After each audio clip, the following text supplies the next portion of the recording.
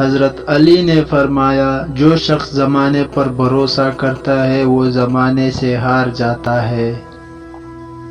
حضرت علی نے فرمایا زندگی اس طرح بسر کرو کہ دیکھنے والے تمہارے درد پہ افسوس کی بجائے تمہارے صبر پہ رشک کرے۔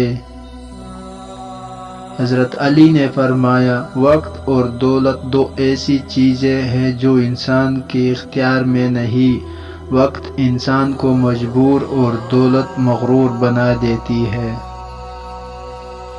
حضرت علی نے فرمایا جس حد سے زیادہ محبت ہو اس سے اتنی ہی نفرت بھی ہو سکتی ہے، کیونکہ خوبصورت شیشہ جب ٹوٹتا ہے تو خطرناک ہتھیار بن جاتا ہے۔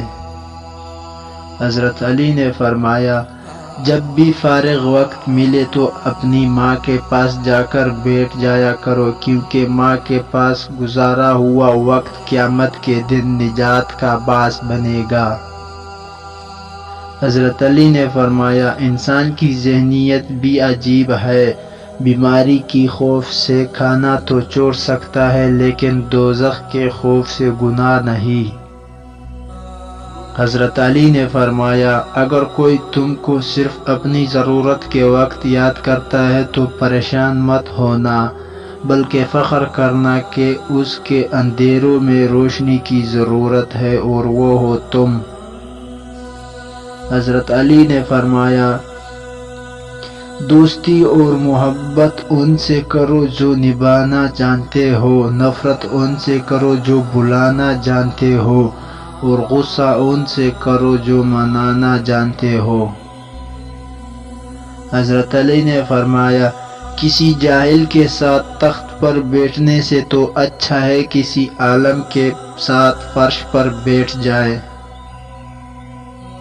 حضرت علی نے فرمایا کسی کا ظرف دیکھنا ہو تو اس سے عزت دو، فطرت دیکھنی ہے تو اس سے آزادی دو، نیت دیکھنی ہو تو اس سے قرض دو، خصلت دیکھنی ہو تو اس کے ساتھ کھانا کھاؤ، صبر دیکھنا ہے تو اس پر تنقید کر کے دیکھ لو، خلوص دیکھنا ہو تو اس سے مشورہ کر لو۔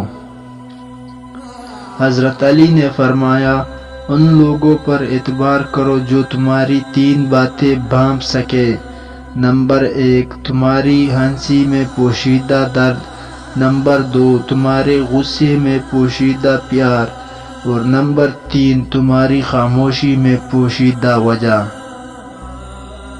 حضرت علی نے فرمایا اچھے وقت سے زیادہ اچھا دوست عزیز رکھو، کیونکہ ایک اچھا دوست برے وقت کو بھی اچھا بنا دیتا ہے۔ حضرت علی نے فرمایا 3 انسان 3 چیزوں سے محروم رہیں گے، غصے والا صحیح فیصلے سے، جھوٹا عزت سے،